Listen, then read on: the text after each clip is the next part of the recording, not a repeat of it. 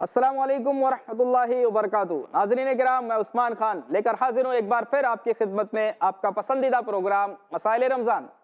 ناظرین، جیسا کہ آپ جانتے ہیں اس پروگرام میں ہم بات کرتے ہیں روزوں اور رمضان کے متعلق مسائل پر۔ آئیے ناظرین، آپ کی ملاقات کراتے ہیں ہمارے خاص مہمان فضیلت الشیخ جناب خالد جمیل مکی صاحب سے۔ السلام علیکم ورحمۃ اللہ وبرکاتہ۔ وعلیکم السلام ورحمۃ اللہ وبرکاتہ۔ شیخ محترم، آپ کا تہہ دل سے استقبال ہے ہمارے خاص پروگرام مسائل رمضان میں۔ جزاکم اللہ خیر۔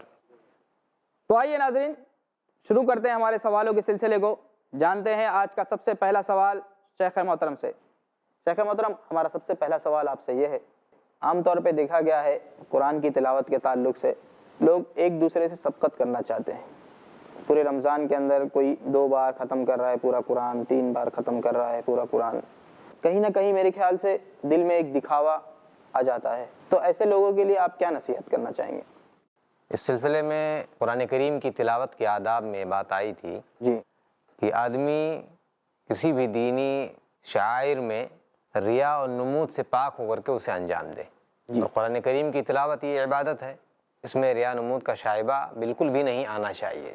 جی، اولاً تو اگر یہ مسابقہ اور یہ تنافس مطلوب ہے عبادت کے سلسلے میں، جی بالکل، اسلام چاہتا ہے کہ آدمی سبقت کرے اس میں۔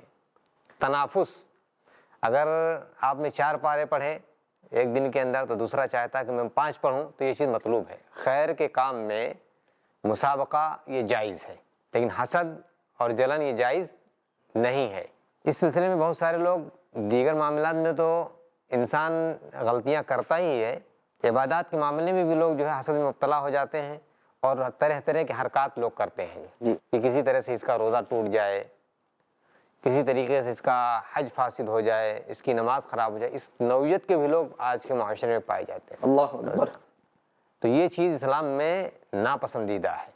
تنافس، مقابلہ، مسابقہ، یہ چیزیں مطلوب ہیں کہ آدمی اللہ کے راستے میں زیادہ سے زیادہ خرچ کرے، اللہ کے کلام کی زیادہ سے زیادہ تلاوت کرے، زیادہ سے زیادہ وہ قیام اللیل اور تراویح کی نماز کے اندر قرآن کریم سنے، اور دیر دیر تک کھڑے ہو کر کے وہ عبادت و بندگی انجام دی۔ یہ چیز مطلوب ہے۔ اگر کوئی آدمی ایسا کرتا ہے تو انشاءاللہ اس کو ثواب ملے گا اور اچھا بدلہ اللہ تبارک تعالیٰ کے ہاں ہے۔ تو یہ مسابقہ مطلوب ہے۔ کیا یہ مسابقہ صحابہ کرام میں بھی پایا جاتا تھا؟ ہاں، دیکھیے صحابہ خیر کے اعمال میں سبقت کیا کرتے تھے، جی، یعنی وہ جب بھی کوئی معاملہ ہوتا تھا تو اس سلسلے میں وہ لوگ سبقت کرتے تھے۔ اللہ کے نبی نے ایک حدیث بیان فرمائی کہ میرے امت کے 70,000 لوگ بلا حساب کتاب جنت میں جائیں گے۔ تو وہیں پر ایک صحابی نے کہا کہ اللہ کے نبی کیا میں ان میں سے ہوں؟ تو آپ نے کہا کہ ہاں آپ اس میں سے ہو۔ ایک صحابی نے کہا کہ اللہ کے نبی صلی اللہ علیہ وسلم کیا ہم بھی اس میں سے ہیں؟ تو آپ نے ایک جملہ کہا تھا، عکاشہ یہ تم سے سبقت لے گئے، لیکن آپ نے ان کو منع نہیں کیا، آپ نے ان کو منع نہیں کیا، لیکن ایک بات ایسی کہی آپ نے کہ مطلب یہ ہے کہ جو آدمی خیر کے کام میں سبقت کرتا ہے یہ چیز مطلوب ہے۔ جی، جب آپ نے ان سے جملہ کہا تو اس جملے میں یہ چیز، یہ راز پنہا تھا کہ عکاشہ تم سے سبقت لے گئے۔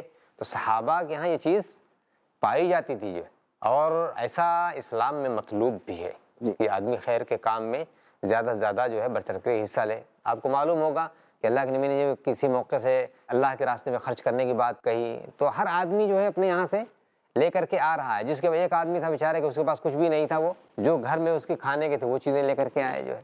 حضرت عثمان غنی رضی اللہ تعالیٰ عنہ کا معاملہ آپ دیکھ لیجئے، ہاں کہ اللہ کے راستے میں کیا تو صحابہ اس چیز کا انتظار کرتے تھے۔ ان کے ہاں مسابقہ آ رہی تھی خیر کے کام کے اندر، خیر کے معاملات کے اندر، یہ چیز مطلوب ہے جو۔ لیکن اگر کوئی آدمی یہ دکھانے کے لیے کہ بھائی میں نے آج پورا 10 پارہ مکمل کر لیا ہے، جہاں اس نے یہ جملہ کہا گویا کہ اس کا مقصد اللہ تبارک تعالیٰ کے لیے نہیں بلکہ اپنے لیے تھا، تو یہ چیز ناپسندیدہ ہے۔ یہ چیز ریاکاری میں آ جاتی ہے، اور ریا یہ شرک اصغر ہے۔ اللہ کے نبی صلی اللہ علیہ وسلم کی حدیث ہے کہ اخوف ما اخاف علی امتی الشرک الاصغر قیل وما ہوا یا رسول اللہ قال الریا۔ مجھے اپنی امت پر جس چیز کا سب سے زیادہ خوف ہے وہ کیا؟ شرک اصغر کا۔ سوال کیا گیا کہ اللہ کے نبی وہ شرک اصغر کیا ہے؟ آپ نے فرمایا کہ ریا۔ تو یہ ریاکاری ہمارے اعمال میں نہیں آنی چاہیے، اور جو آدمی ریاکاری کرے گا اس کا ثواب تو ضائع و برباد ہو ہی جائے گا، اوپر سے انسان محظور اور گناہ میں پڑ جائے گا۔ اس لیے ہمیں ایسا عمل نہیں کرنا چاہیے۔ اللہ کے کلام کی تلاوت جتنی زیادہ ہو سکے اتنی زیادہ کرنی چاہیے، لیکن اپنی نیتوں کو خالص کر لینا چاہیے۔ جزاکم اللہ خیرہ شیخ محترم بہت بہت شکریہ۔ ناظرین کرام، دیکھا آپ نے شیخ محترم نے ہماری ایک بہت ہی اہم مسئلے کی طرف رہنمائی کرائی۔ عبادت میں ہمیں ایک دوسرے سے سبقت لینا چاہیے، لیکن اس میں ریاکاری نہیں آنی چاہیے۔ تو آئیے ناظرین شیخ محترم سے جانتے ہیں ہمارا اگلا سوال۔ شیخ محترم، تلاوت قرآن اور نفلی نماز، ان دونوں میں افضل چیزیں کیا ہے؟ تلاوت کلام پاک جی ایک عبادت ہے، اور جو نفلی عبادات ہیں، چاہے وہ نفلی روزہ ہو، چاہے نفلی نمازیں ہوں، چاہے وہ صدقات و خیرات ہوں، نفلی جو کام ہیں، یہ تمام عبادات ہیں۔ ان میں آدمی دونوں کو برت کر کے بھی چل سکتا ہے۔ جی مثال کے طور پر آدمی جس طریقے سے قرآن کریم کی تلاوت کی عبادت ہے، قیام اللیل عبادت ہے، ان دونوں کو ایک ساتھ لے کر کے بھی چل سکتا ہے کہ نفلی نماز میں قرآن کریم کی زیادہ سے زیادہ تلاوت کریں، جیسے کہ بات آپ لوگوں کے سامنے آ ہی چکی ہے کہ اللہ کے نبی صلی اللہ علیہ وسلم کھڑے ہوئے اور آپ نے سورہ بقرہ ختم کر دیا، سورہ نساء ختم کر دیا، سورہ آل عمران پڑھ لیا، تو یہ تلاوت ہے۔ اگر آپ چاہیں تو نفلی نماز پڑھتے رہیں اور ساتھ میں تلاوت کرتے رہیں، دونوں عمل ایک ساتھ کر سکتے ہیں۔ اب رہ گیا مسئلہ کہ اگر کوئی آدمی ایسا عمل نہیں کر سکتا کہ تاکہ دونوں عمل ایک ساتھ انجام دے پائے، تو اس کے اپنی جسمانی ساخت پر یا اس کی اپنی حالات اور کیفیات پر بہت ساری چیزیں ہوتی ہیں۔ مثال کے طور پر ایک آدمی ہے جسے پڑھنے میں دلچسپی ہے، جی تو اس دل لگی کے ساتھ قرآن کریم کی تلاوت کرے۔ اسے معلوم ہے کہ اگر میں کھڑا ہو کر کے نماز پڑھوں گا تو اس کھڑا ہونے میں بیٹھنے میں ممکن ہے اس کو کلفت ہو، اس کے لیے تلاوت کرنا آسان ہے، تو وہ آسان وہ عبادت کرے جس کے اندر اس کا مطلب چاق و چوبند ہو، نشیط ہو، ہر طرح سے سستی سے وہ دور ہو۔ اس حالت میں جو عبادت انجام پائے گی وہ اچھی عبادت کہلائے گی، چاق و چوبند عبادت ہوگی۔ اللہ تبارک و تعالیٰ اس عبادت کو پسند کرتا ہے۔ یہ نفلی نمازیں ادا کرنے میں کوشش کرنا اور پھر اس کے اندر محنت کرنے کی وجہ سے انسان فرائض سے غافل ہو جائے تو یہ نہ کرے۔ جیسے بہت سارے لوگ ہوتے ہیں کہ جہاں پر قیام اللیل تاخیر سے ہوتی ہے، یا تراویح کی نماز جہاں تاخیر سے ہوتی ہے، یا جہاں پر بہت زیادہ لمبی نمازیں پڑھتے ہیں باجماعت لوگ، تو اس میں سے کچھ لوگ بعد نخواستہ بھی کھڑے رہتے ہیں، اور اس کے بعد جب بیچارے تھک گئے تو نہ انہوں نے سحری کیا اور نہ ہی انہوں نے فرض نماز پڑھی۔ تو اس چیز سے بھی انہیں احتیاط کرنا چاہیے، اور عبادت چاق و چوبند رہ کر کے ہی کی جا سکتی ہے۔ اس میں کون افضل ہے اور کون وہ ہے، ایسا کچھ نہیں، دونوں نفلی عبادتیں ہیں۔ اب جب نفلی ٹھہری تو اس میں افضل اور غیر افضل کی کوئی بات نہیں، بس یہ ہے کہ آدمی جس عبادت کی ادائیگی میں چاق و چوبند ہو وہ عبادت انجام دے۔ جزاکم اللہ خیر، بہت بہت شکریہ آپ کا۔ ناظرین کرام، شیخ محترم نے ہمیں بتایا عبادت کے تعلق سے ہمیں اپنے اوپر برڈن نہیں ڈالنا چاہیے، جو ہو سکے ہمیں عبادت کو بہت اچھے طریقے سے انجام دینی چاہیے۔ اگر اس کے اندر ذرا بھی سستی وغیرہ لاحق ہوگی، آپ برڈن ڈالیں گے، زبردستی آپ پڑھتے رہیں گے نفلی نمازیں، تو آپ اپنی عبادت سے اکتا جائیں گے۔ تو عبادت ایسی نہیں ہونی چاہیے جس کے اندر ذرا بھی اکتاہٹ ہو، آپ کو ایسا لگے کیا زبردستی پڑھ رہے ہو، ایسا نہیں ہونا چاہیے۔ آئیے ناظرین شیخ محترم سے جانتے ہیں ہمارا اگلا سوال۔ شیخ محترم، ہمارا اگلا سوال آپ سے یہ ہے، اللہ کے رسول صلی اللہ علیہ وسلم سے قرآن کی تلاوت کتنے دن میں اس کو ختم کرنا ثابت ہے؟ اس کی کوئی وقت محدد نہیں ہے، آدمی جتنا زیادہ سے زیادہ اسے پڑھے، لیکن 3 دن سے کم میں ختم کرنے سے منع کیا گیا ہے۔ کیوں؟ اس لیے کہ اگر کوئی آدمی 3 دن سے کم میں کوئی ختم کرے گا تو یقیناً وہ کچھ سمجھ نہیں پائے گا جی بالکل، کہ اس نے کیا پڑھا ہے۔ اور قرآن کا مقصد صرف پڑھنا نہیں ہے، جس مقصد سے اللہ تبارک و تعالیٰ نے اس کتاب کو نازل کیا ہے وہ ہدایت ہے، اس میں لوگ رہنمائی تلاش کریں اپنے لیے۔ اسی لیے جو قرآن کریم کی جو آیت ہے کہ شہر رمضان الذی انزل فیہ القرآن ھدی للناس، اللہ تبارک و تعالیٰ نے قرآن کریم کے اندر لوگوں کے لیے ہدایت بخشی ہے، تو اس ہدایت کو تلاش کریں۔ وبینات من الہدی والفرقان، اللہ تبارک و تعالیٰ نے ان کے لیے اس قرآن مجید کے اندر نشانیاں رکھی ہیں، ہدایت کی نشانیاں ہیں۔ یعنی جب قرآن پڑھے گا اور اس کے مفہوم کو سمجھے گا، اس کے جو متطلبات ہیں، ان تمام چیزوں کو جب آدمی برت کر کے اس علم کو حاصل کرے گا تو اس کی زندگی پر ایک اثر ہوگا۔ اسی لیے صحابہ کرام اگر ایک آیت پڑھ لیتے اور سن لیتے تو جب تک اس کے اوپر عمل نہ کر لیتے اس وقت دوسری آیت نہیں سنتے تھے۔ کیوں؟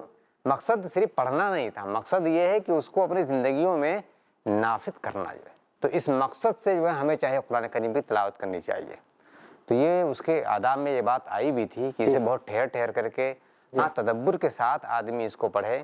اور تلاوہ لفظیہ تلاوہ حکمیہ کے سلسلے میں جو میں نے بتائی تھی آپ کو کہ حکمی جو تلاوت ہے یہ تلاوت اس تلاوت سے افضل ہے. جی معذرت چاہوں گا آپ کو یہیں پر مجھے روکنا پڑے گا کیونکہ وقت ہو چکا ہے ایک چھوٹے سے وقفے کا.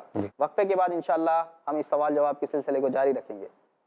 ناظرین اکرام فی الحال وقت ہو چکا ہے ایک چھوٹے سے وقفے کا. وقفے کے بعد انشاءاللہ جلد حاضر ہوں گے اور جانیں گے شیخ محترم سے اس سوال کا جواب. آپ کہیں جائیے گا نہیں. السلام علیکم ورحمۃ اللہ وبرکاتہ.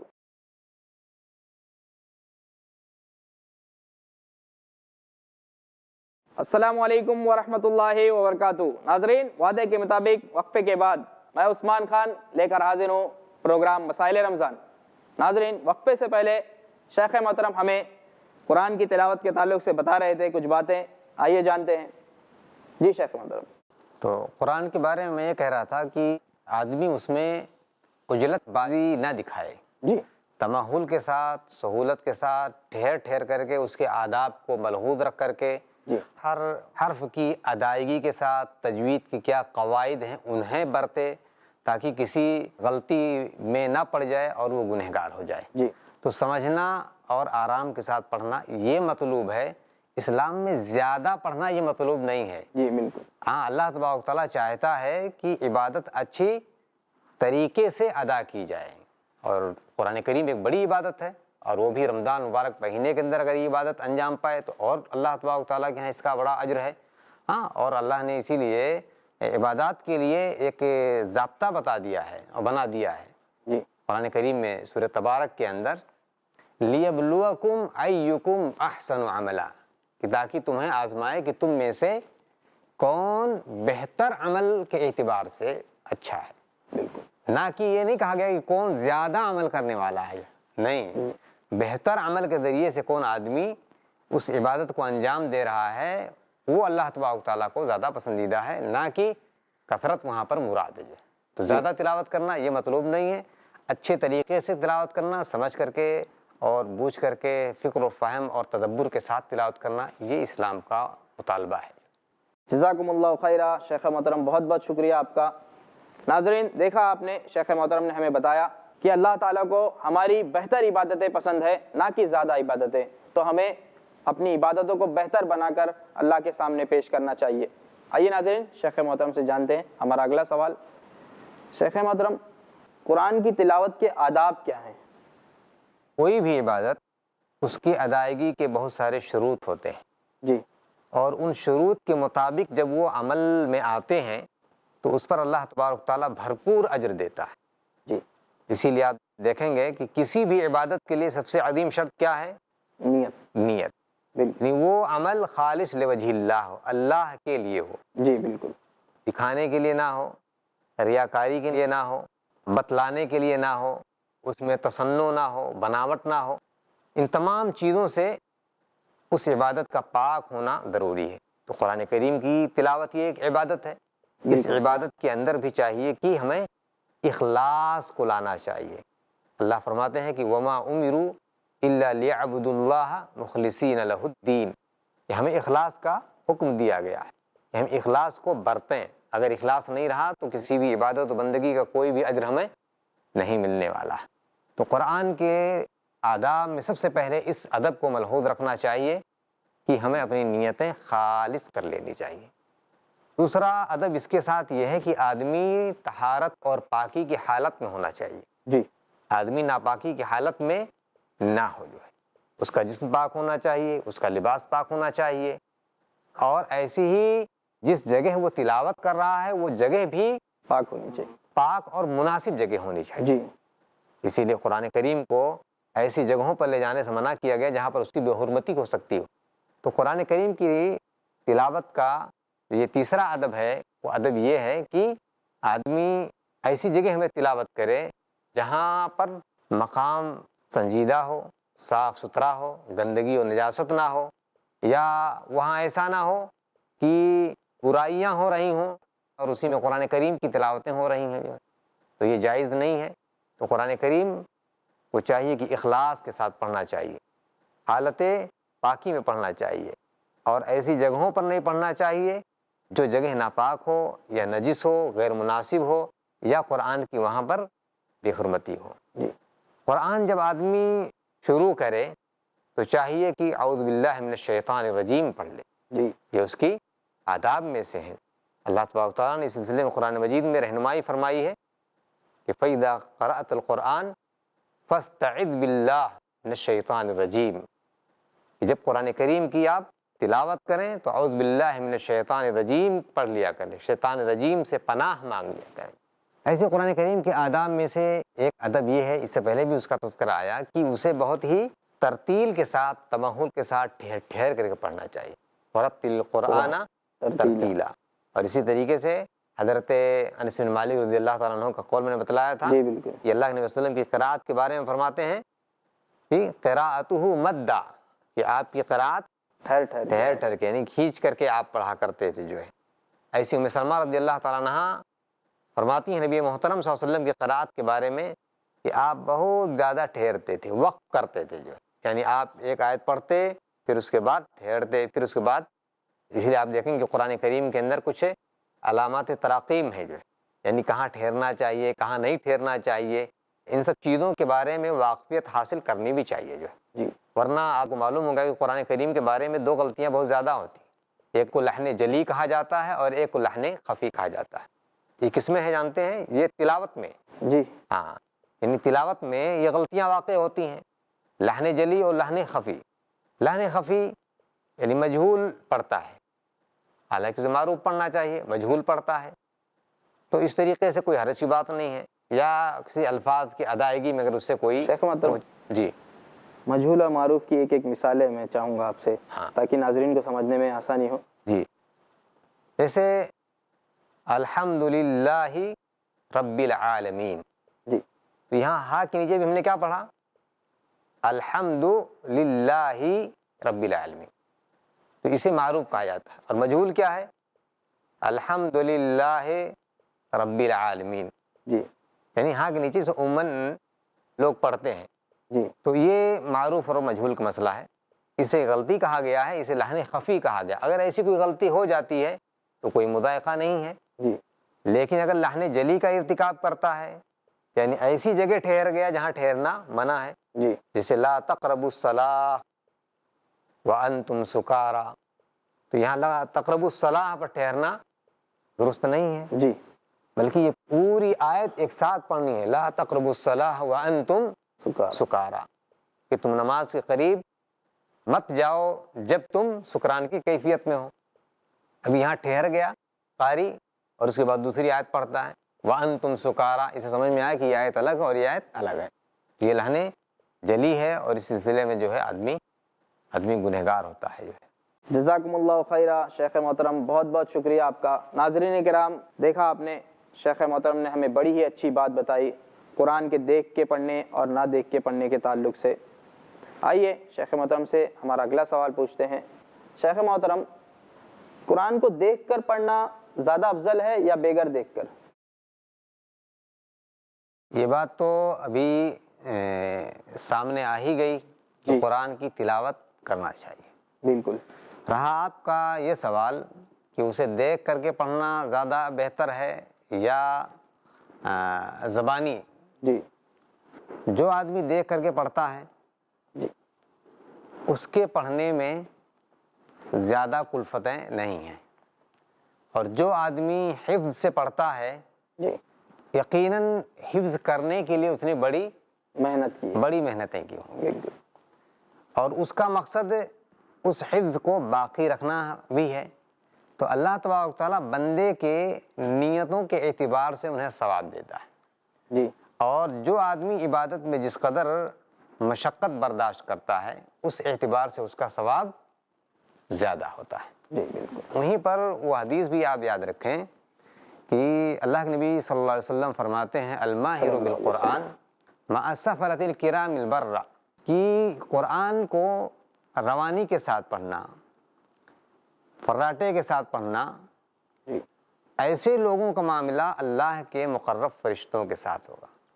السفرہ الکرام البررہ، مقرب معزز فرشتوں کے ساتھ اس کا معاملہ ہوگا۔ جی وہ آدمی جو اٹک اٹک کر کے قرآن پڑھتا ہے، جی اٹک کٹ کے، آپ دیکھتے ہوں گے مسجدوں کے اندر جو بیچارے بہت بزرگ لوگ جی جنہوں نے مدرسے کا رخ نہیں دیکھا یا اسکول نہیں گئے جی یا کسی طریقے سے قرآن نہیں پڑھ پائے یا انہوں نے پڑھا لیکن صحیح طریقے سے نہیں، اب بیچارے وہ ایک ایک حرف جوڑ کر کے پڑھتے ہیں وہ، جی اور ان کا سننا اور ان کا پڑھنا دیکھ کر کے یقیناً آدمی کو ایسا لگتا ہے کہ اس پر ثواب، ان کی محنت دیکھ کر کے آدمی کو خود ترس آتا۔ تو وہ اللہ جس کے پاس 99 رحمتیں ہیں، 100 رحمتوں میں سے ایک رحمت آدمی کو دیا ہے، وہ یہ محسوس کرا کہ دیکھو بیچارہ بہت محنت کر کے پڑھ رہا ہے، جی تو اللہ تبارک و تعالیٰ اسے زیادہ ثواب کیوں نہ دیں گے؟